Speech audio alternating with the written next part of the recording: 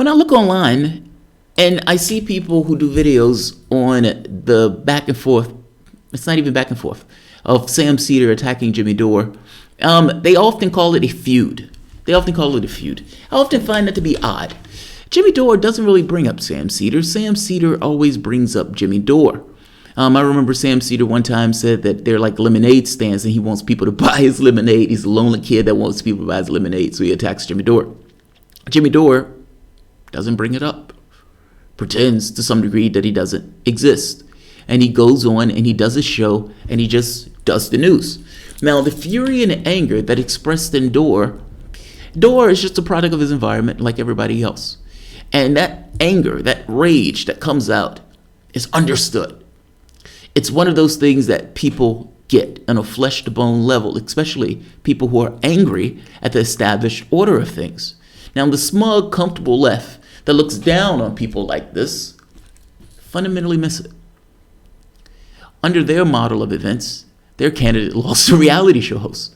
Now, they process that as to attacking the people who didn't get on board, shaming all of these people, many of which are not even Democrats, as if, you should have just voted for this particular person. It doesn't work that way. Your candidate needs to get the votes. Your candidate needs to win. The responsibility falls to the individual and to the party. Look at this. The public itself, however, is not necessarily taken in on this. Jimmy Dore pathologically acidic critique of Alexandria Ocasio-Cortez. He criticized Cortez. Everybody is open to criticism. Fact of the matter is, again, Jimmy Dore is a product of his environment. In the same way that people have been shucked and jived by the Democratic Party for the last 30, 40 years, where they've taken economics off the table. You have economic stress going all throughout the society itself. The comfortable left ignores this. The comfortable left vote blue no matter who. They miss the point that people may be overzealous in their critiques, but the overzealousness is a product of the environment to which they come from, where those critiques weren't leveled at a party that let them down. The establishment fundamentally failed. Many of those people who are Trump supporters were Democrats. They've lost them. They were discredited. Instead of dealing with that, they attack Dore and Susan Sarandon and the Green Party. Look at this. The party, or the people who look at them, though, are not taken in by this. Look at the downvotes. 1,000.8 downvotes on this video. Here's another one. They're attacking Jimmy Dore, taking down aggressive progressives. This was another nonsense. This video was so stupid. It was breathtakingly stupid. And I say Michael Brooks is an abuse work wife because either Michael Brooks is massively disingenuous, utterly incompetent, or he is doing mental gymnastics in order to give a soothing balm to people who voted for Hillary Clinton and who supports the party apparatus in the way it is. There are some Democrats that are running that are exciting. Ojeda being one. I talked about one today. Jess King being another. I want Beto to win. I want Gillum to win. So I am not an absolutist on this. You vote for the person who represents your interests. But they're attacking, they're voter shaming. It's childish. Amateurish. So I wasn't aware. I wasn't aware people were going to call. Hello, who is this? Hello? Oh, hello, Jamarl. Michael Brooks? Yep, that's right. It's your good buddy, Michael. I don't know if we're good buddies, Michael, but what do you want, Michael Brooks? Well, the way you're talking about me right now, it seems like you know me pretty well. Well, I'm just talking about the voter shaming stuff that you guys tend to be involved in. That's all. That's the only thing I'm against. I think you guys are in my sandbox. You actually didn't really catch my attention. You caught Sam's attention. And he'd like to talk to you. Would he now? Sam Seder has an open invitation to come on the show anytime, so I am a master. I am honored. I am honored. Well, you're like a secretary. I give you, Jamarl, the great Sam Seder. Oh, God. You shouldn't have to do that, Michael. We're trying to save you and rescue you, man. There are people who've donated $40 trying to save you. Hey, you leave Michael out of this, dum-dum. Oh, God. See, that's what I mean. You don't think that debases the political dialogue, calling people who are actually in your sandbox and pushing for similar things that you are, calling them dum-dum? Well, I gotta call them as I see them, don't I? They're the dum-dum left.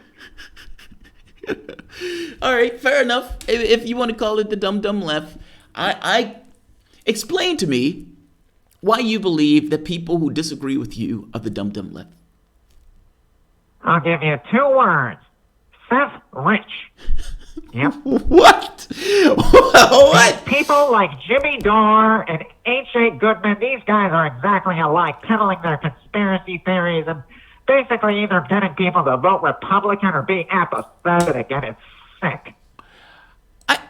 First of all, H.A. Goodman is nothing like Jimmy Dore. H.A. Goodman is going off of a goddamn cliff from the standpoint of the political stuff.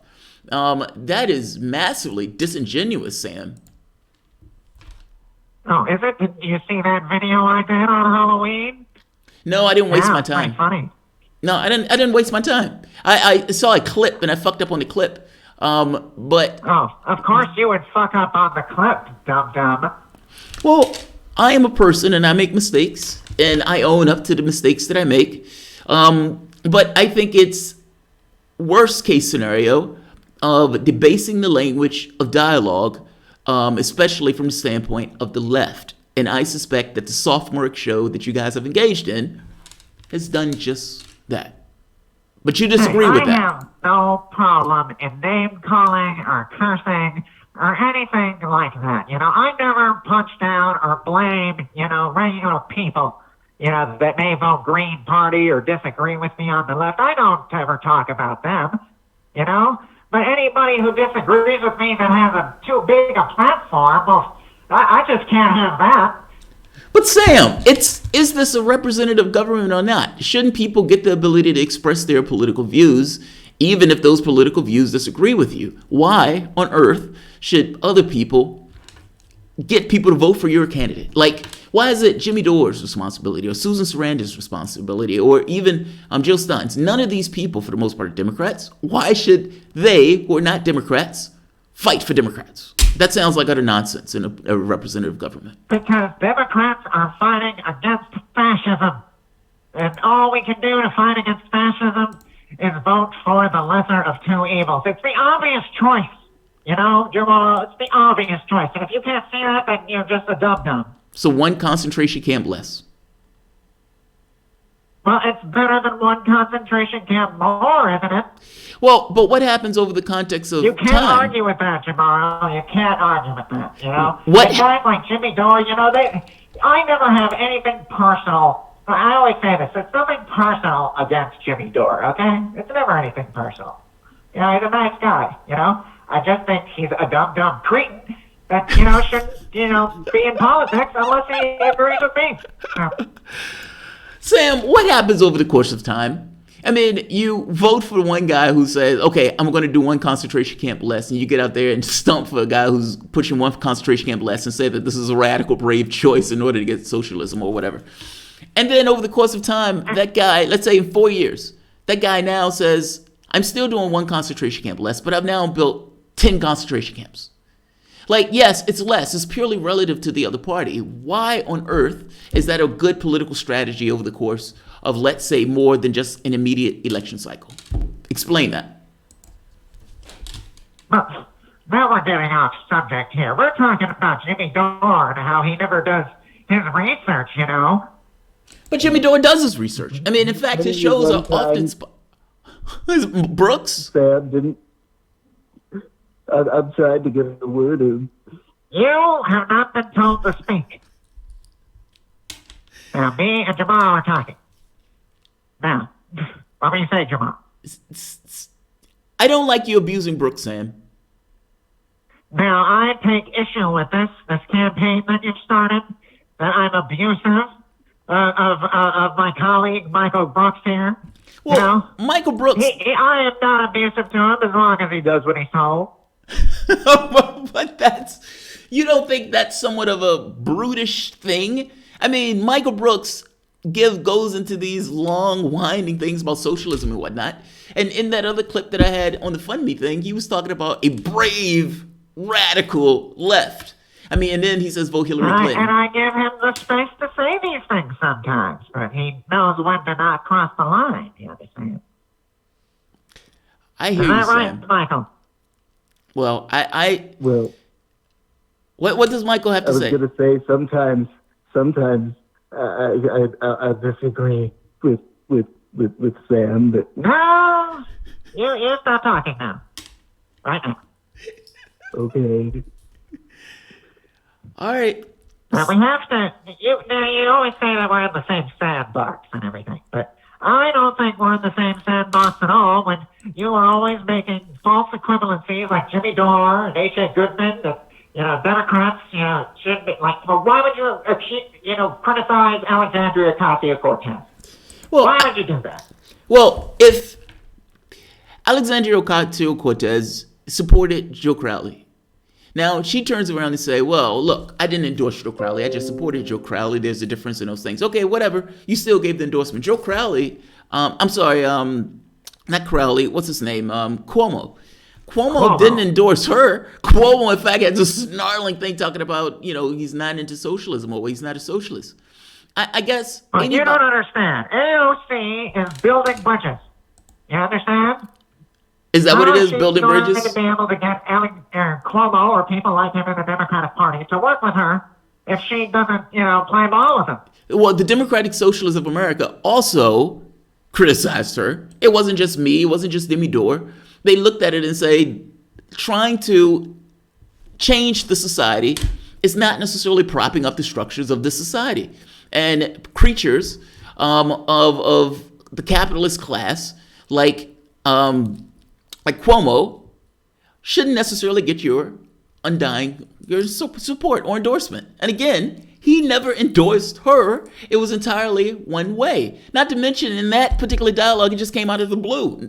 Nobody even asked her about it. She just kind of brought it up. Vote blue no matter who. Why are you always trying to make a big deal about whatever politicians say? It's wrong to criticize them. So are you saying that you shouldn't? So you're saying that? And if you're criticizing AOC, then you're not criticizing the fascists running the country right now. And No. constantly bringing up Democrats of why we got the fascists isn't fighting the fascists either. Sam, look, you can criticize anybody. I support Alexandria Ocasio-Cortez.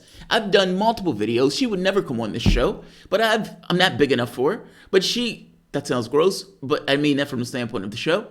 I support her. I want her to win. I want her. I've done videos making the point that Joe Crowley needs to get off the thing, and he's trying to gut her campaign with the shadow run. I support her entirely, but that doesn't mean I can't criticize. I mean, we've gone beyond that point where people and leaders aren't held accountable.